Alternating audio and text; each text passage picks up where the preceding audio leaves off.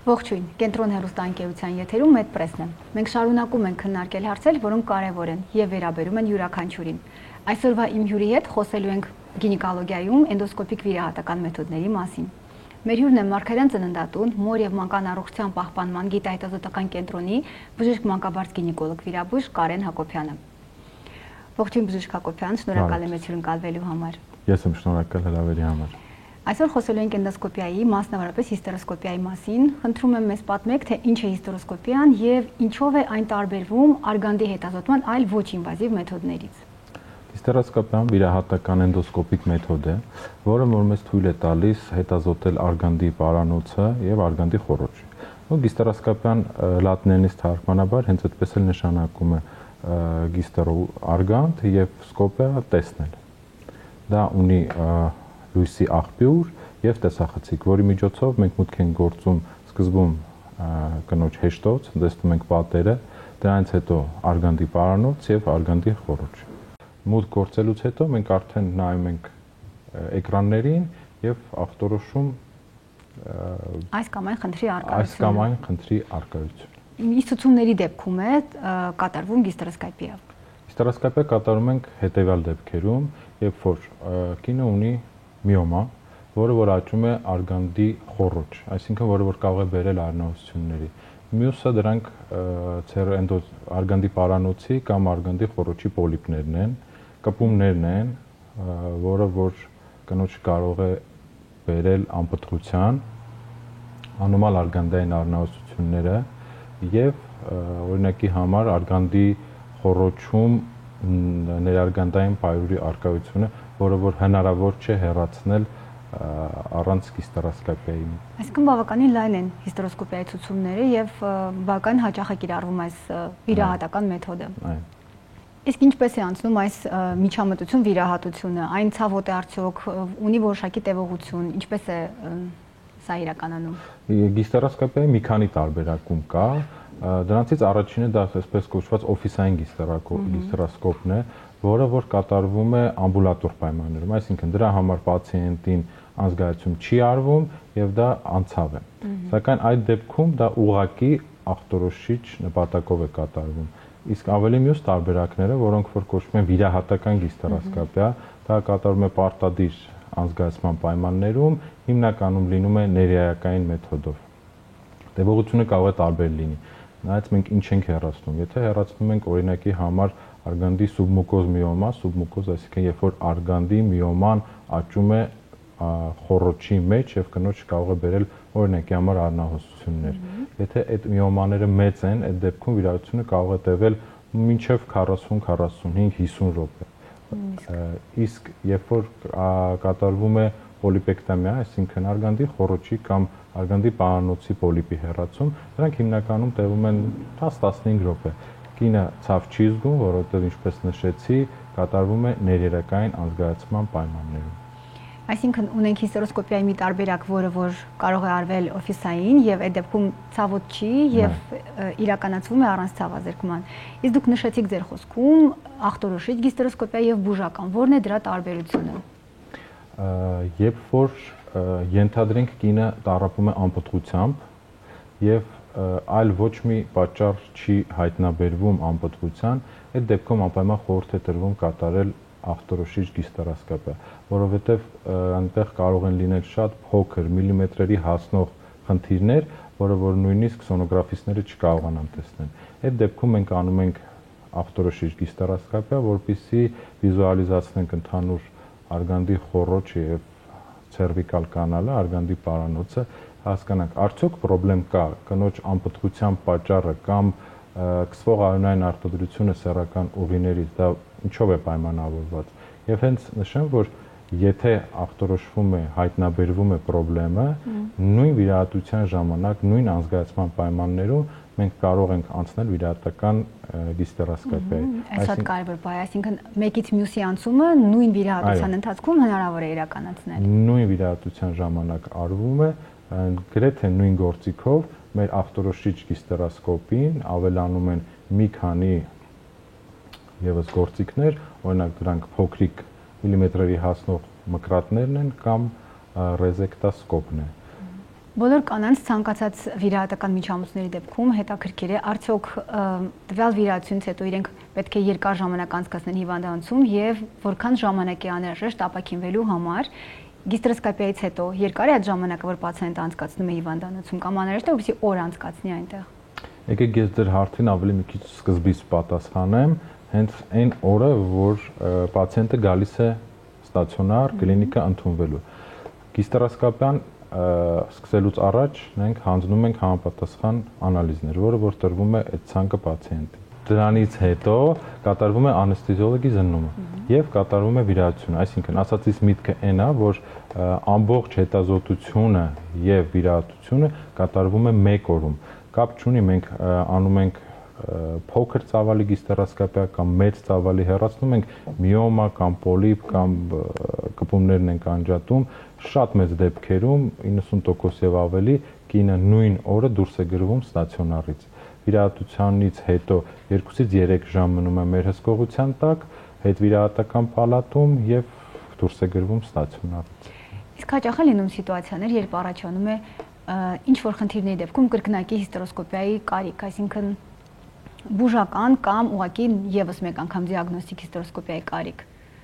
Այդ դեր ասած գիստրոսկոպիան second look գիստրոսկոպիայի մասն ենք մենք խոսում, որը որ կատարվում է հետեւյալ դեպքերում։ Օրինակ, եթե ունենք մեծ չափի միոմա, արգանդի խոռոչ եւ արդեն արգանդի պատին անցնող, հնարավոր չի լինում տեղավորվել այն ժամանակահատվածում, որ չունենանք բարդություններ, հեռացվում է միոմայի մի մասը եւ պացիենտին տրվում է ժամանակ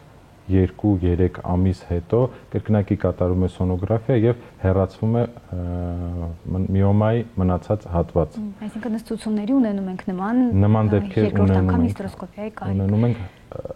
ժամանակի առումով բարդություններից խուսափելու նպատակով։ Նախկինում ձեր նշած որ հիվանդությունների դեպքում առաջարկվում էր կատարել արգանդի խոռոչի քերում։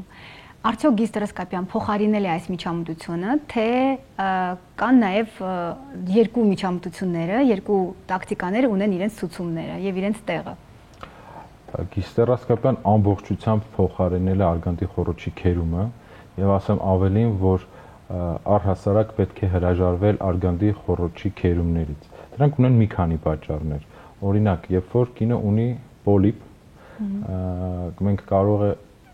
քերումով փորձենք դա հեռացնել, մեզ թվա որ մենք հեռացրել ենք, մենք ուղարկենք հիստոլոգիական քննության, մեզ պատասխանը գա որ արկա է պոլիպ, բայց մենք հեռացրած չլինենք պոլիպի տոտիկը։ Եվ նույն տեղում աճի եւս մեկ պոլիպ։ Այսինքն այս դեպքում մեծանում է կրկնվելու հավանականությունը։ Եվ պետք է ասեմ, որ պոլիպների կրկնման հավանականությունը, նույնիսկ եթե արվել է գիստրոսկոպով տոտիկը հեռացվել է, կատարվել է տոտիկի հեռացման հատվածի կոագուլյացիա, մենք ունենք 10-ից 15% ռեցիդիվների, այսինքն կրկնման հավանականություն։ Այստեղ կարելի է ընդհանրել, որ եթե պոլիպի առաջացման պատճառը չվերացվի, հնարավոր է եւս մեկ անգամ կրկնվելու, թե նույն տեղում ռեցիդիվի մասին է խոսքը։ Ես խոսում եմ նույն տեղում ռեցիդիվի մասին, գիստրոսկոպիայի առավելություններից, շատ առավելություններից մեկը դա է։ Բայց իհարկե մենք պետք է հասկանանք պացիենտի մոտ ինչու է առաջանում պոլիպ եւ դա հեռացնելուց հետո արդեն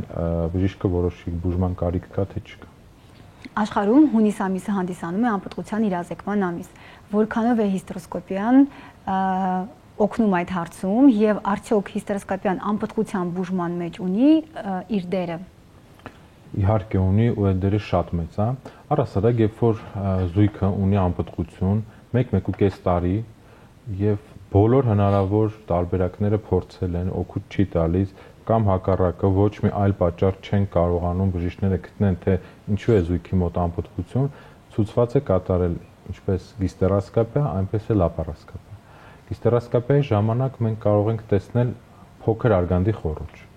բնածին արատներ, նույն իմ նշած պաթոլոգիաները, որոնք որ հենց տեղում շտկվում են։ Քանի որ սոնոգրաֆիայով շատ լավ մեթոդ է եւ մեզ շատ է օգնում սոնոգրաֆիան վիրաբույժներին, բայց ելի եմ կրկնվում, որ կարող են լինել աննշան խնդիրներ, դեֆեկտներ արգանդի խոռոչում, որը որ տեսնել հնարավոր է միայն գիստրոսկոպի, այսինքն տեսախցիկի միջոցով։ Բնականաբար ավելի մեծ վիզուալիզացիայով հնարավոր է ամենափոքրիկ խնդիրները հայտնաբերել եւ շահումները։ Եվ նույն վիրահատության ժամանակ մենք կարող ենք անցնել արդեն լապարասկոպիային, որի ժամանակ մենք նայում ենք արգանդի դիրքը, կոնքի խոռոչուն կպումներ ունենք, չունենք, զվանները, կիստաներ ունեն, չունեն եւ իհարկե որը որ անպտղության մեջ շատ մեծ դեր ունի, դա արգանդափողերի վիճակն է։ Այսինքն այս երկու էնդոսկոպիկ մեթոդները, հիստերոսկոպիան եւ լապարասկոպիան, կարելի է համատեղ կատարել, ես ճիշտ հասկացա։ Այո, կարելի է համատեղ կատարել եւ ասեմ ավելին դա ցուցված է, որովհետեւ կարող է լինել խնդիրներ, ենթադրենք արգանդի խոռոչը մենք նայենք ոչ մի պաթոլոգիա չլինի, բայց լապարասկոպիայի ժամանակ մենք հասկանանք, որ օրինակի համար արգանդափողերը փակ են։ Այսինքն անպտղության դեպքում, եթե կա կարիք հիստերոսկոպիայի, ավելի այն հաճախ կարող է սկսվել նաև լապարասկոպիայով եւ հակառակը լապարասկոպիայի դեպքում ես իմ պացիենտներին միշտ խորհուրդ եմ տալիս, որ եթե կա անպտղություն անում են հիստերոսկոպիա, նաև նույն վիրահատության ժամանակ նույն անզգայացմամբ անենք լապարասկոպիա, որպեսզի այդ հարցը վերջնական փակվի, այսինքն ինչ որ մեխանիկական խնդրեմ կա անպտղության թե ոչ։ Շատ լավ։ Իսկ կան արդյոք հակացուցումներ հիստերոսկոպիայի համար կամ միգուցե տարիքային ֆակտորը հակացուցում է հանդիսանում։ Հակացուցումներ կան, բայց դրանք շատ քիչ են։ Դա օրինակի համար սուր թարախային պրոցեսներն են։ Վիրուսային սուր փուլում գտնվող ինֆեկցիաներն են։ Կամ այլ հիվանդությունները սոմատիկ բնույթի, որը որ առհասարակ տվյալ բուժառուին հակացուցված է անզգայացում։ Այսինքն անզգայացման հետ կապված հակացություններն են։ Եվ վիրուսային սուր փուլում գտնվող հիվանդությունները։ Իսկ տարիքային սահմանափակում չունենք։ Յուրաքանչյուր տարիքում, եթե ցուցված է, կարելի է իրականացնել։ Եվ եթե հնարավոր է, մեր հեռուստադիտողների համար եւս մեկ անգամ մանրամասնենք։ Հիստերոսկոպիան ինչով է տարբերվում լապարասկոպիայից, քանի որ երկուսն էլ էնդոսկոպիկ մեթոդներ են եւ կարծես թե նրանց մասին նույն ձևով խոսեցինք ընթացքում։ Հիստերոսկոպիան դա առանց կտրվածքների վիրահատություն է, որի միջոցով մենք այդ շատ փոքր խողովակի միջոցով մաքսիմում այդ խողովակի տրամագիծը հասնում է 9.5-10 մմ-ի, հետազոտում ենք արգանդի պարանոցը եւ արգանդի խոռոչը, ինչպես նաեւ արգանդի խոռոչում արդեն արգանդափողերի բացման անկյունները, հա, ուսցյանները, ասենց մեր բժշկական լեզվով ասած։ Փողային բացվածքներ։ Փողային բացվածքներ։ Իսկ լապարասկոպիայի ժամանակ արդեն մենք հետազոտում ենք որովայնի խոռոչի օրգանները եւ կոնքի օրգանները, որտեղ որ գտնվում են կոնքում արգանդը,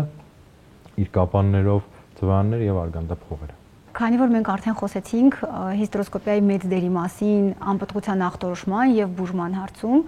արտամարմնային բեղմնորման, այսինքն օժանդակ վերարտադրողական տեխնոլոգիաների օգտագործելիս, նույնպես ինչ որ փուլերում կարող ենք հիստերոսկոպիայի օգնությանը դիմել։ Այո, ես կողմ եմ, որպեսզի երբ որ կինը արդեն գնում է արտամարմնային բեղմնավորման, կատարվել ախտորոշիչ հիստերոսկոպիա, այսինքն ավելի բարակ խողովակի միջոցով առանց արգանդի պարանոցի խողովակը լայնացնելու, դա շատ կարևոր ֆակտոր է, որովհետև մենք տրավմատիզացիայի չենք ենթարկում արգանդի պարանոցը եւ հետագայում կինը չի կարող խնդիրներ ունենալ։ Ուղղակի ատարել ախտորոշիչ հիստերոսկոպիա, քանի որ մենք հասկանում ենք զույգը անցնում է երկար, դժվար ճանապարհ, ծախսում է ֆինանսներ եւ արգանդի խոռոչում թեկուզ մի փոքրիկ խնդրի արկայության դեպքում կարող է այդ իր երկար անցած ճանապարհը լինի զուր։ Դրա համար իմ խորհուրդը, որպեսզի եթե կա չնչին կասկած, որ կարող է արգանդի խոռոչում ինչ որ պաթոլոգիա լինել, անել ախտորոշիչ հիստերոսկոպիա։ Ուղղակի տեսնել ամեն ինչ նորմալ է, որպեսզի պացիենտն էլ եւ իր բուժող բժիշկն էլ հանգիստ լինեն, որ այդ հարցը լուծած։ Իրականում բուժող բժիշկներն էլ շատ հեշտ է, երբ որ վստահ ես, որ արգանդի խոռոչում ամեն ինչ նորմալ է եւ սաղմերի տեղափոխման process-ում կամ արդյունքում ոչ մի խնդիրներ չի լինի արգանդի։ Իսկ թվում է դուք այդ ինձնից ավելի լավ գիտեք։ Իսկ հիստերոսկոպիայից հետո հաջորդ ամսում անմիջապես կարելի է հղիություն պլանավորել, թե հակացուցված է։ Հիմնականում հենց 1 ամիս հետո, այսինքն 1 ամիս հետո մենք նկատի ունենք 1 դաշտանային ցիկլ հետո հնարավոր է պլանավորել հղիություն, սակայն կարող են լինել մի քանի բացառիկ դեպքեր։ Օրինակի համար, երբ որ շատ մեծ չափի միոմա է հեռացվում եւ այդ 1 դաշտանային ցիկլը կարող է մենք խորհուրդ տանք սպասեն օրինակի համար 2 դաշտանային ցիկլ։ Բայց առհասարակ այո, 1 ցիկլից հետո մենք թույլ ենք տում, որպեսզի կինը հղիանա։ Իհարկե այդ 1 ամսում կինը ապրում է իր բնականոն կյանքով, այդ 1 ամիսը մենք ժամանակ ենք տալիս արգանդին, որպեսզի նա վերադառնա իր բնականոն դիրքին եւ կառուցվածքին։ Ժամանակակից բժշկությունը անհնար է պատկերացնել առանց սարքավորումների, գերժամանակակից սարքավորումների։ Ինչպիսի սարքավորումներով է հագեցած ձեր բաժանմունքը եւ որքանով է այն օգնում ձեզ ձեր ամենօրյա աշխատանքում։ Բավական վերջերս մենք ձեռք ենք բերել շատ գերհզոր նոր սերնդի սարքավորում, լապարասկոպիկ, որը որ մեզ տալիս է ավելի լավ պատկեր, ավելի նոր գործիքներ պացիենտների բուժման համար եւ դա նաեւ բժիշկների աշխատանքն է հեշտացնում եւ պացիենտի վերականգնողական հետընթացք։ Այսինքն բարելավում է եւ աշխատանքի որակը, պլյուս այդ ամեն ինչը նաեւ պացիենտների հետվիրատական շրջանի վրա է ազդում։ Այո, որովհետեւ մենք աշխատում ենք ավելի նոր գործիքներով, ավելի արագ եւ տեխնիկապես ավելի հագեցած։ Բժիշկ Հակոբյան, իսկ կան այլ ցուցումներ հիստերոսկոպիայի, որոնց մասին մենք դեռ չենք խոսել։ Ցուցումներից մեկը կարող ենք խոսել դա գիպերպլազիայի մասին է, ավելի հասկանալի լեզվով ասեմ, դա երբ որ արգանդի մեջի պատի հաստացում է լինում։ Դա կոչվում է գիպերպլազիա։ Կամ գերաճ։ Կամ գերաճ, հայերենով ասած։ Գիպերպլազիան կարող է լինել ընդհանուր, այսինքն ամբողջ արգանդի լորձաթաղանթի հաստացում եւ լոկալ տեղային։ Եթե մենք մտածում ենք գերաճի ժամանակ անենք արգանդի խոռոչի քերում, դա սխալ չէ, բայց քանի որ ունենք հիստերոսկոպիա, դա ավելի նպատակահարմար է։ Ինչի համար, որովհետեւ գերաճը լինում է նաեւ տեղային։ Եվ երբ որ հիստերոսկոպի միջոցով մենք տեսնում ենք հստակ օջախը, հենց թիրախային հատվածից կարող ենք վերցնել բիոպսիա, անել բիոպսիա եւ ուղարկել հիստոլոգիա։ Իսկ արգանդի խոռոչի քերումների ժամանակ, քանի որ դա արվում է կուրորեն առանց տեսնելու, մենք կարող է ուղղակի շրջանցենք տվյալ հատվածը ուղղակի բաց թողնել։ Այսինքն տվյալ հատվածից վերցվում է հատուկ մատերիալ, նյութ, որը որ հետո հետազոտվում է լաբորատորիայում։ Հետազոտվում է լաբորատորիայում ու արդեն լաբորատորիայի բժիշկները մեզ ասում են պացիենտի հետագա վարման եւ բուժման պլանը։ Եվ վերջում խորհուրդ կամ մաղթանք մեր հեռուստադիտողներին։ Մեր կանանց խորհուրդ կտամ չվախենալ բժշկի այցելուց, որովհետև բժիշկները փորձում են մաքսիմալ իրենց ուժերի չափով եւ միգուցե ավելի շատ օգնել ձեզ եւ փորձել լուծում տալ ձեր խնդիրներին։ Մենք այսօր խոսեցինք հիստերոսկոպիայից, կրկին ուզում եմ ասեմ, որ դա անցավ է, նույն օրը պացիենտը դուրս է գրվում հիվանդանոցից եւ հենց հաջորդ օրը կամ նույն օրը ինքը կարող է ապրել իր բնականոն կյանքով, որը որ եղել է մինչեւ վիրահատությունը։ Եվ կխնդրեմ մեր պացիենտներին, որպեսզի գանգատների դեպքում չհապաղեն եւ դիմեն բժշկին, որպեսզի եւ բժշկի եւ պացիենտի փոխհամագործակցումը եւ պացիենտի ապաքինումը լինի ավելի արագ եւ էֆեկտիվ։ Շնորհակալություն բժիշկ Հակոբյան, շատ կարևոր զրույցի համար։ Շնորհակալ եմ։ Սիրելի հեռուստադիտողներ, հետևեք բժշկի խորհրդին, եղեք ինֆորմացված եւ առողջ։ Կհանդիպենք հաջորդ շաբաթ։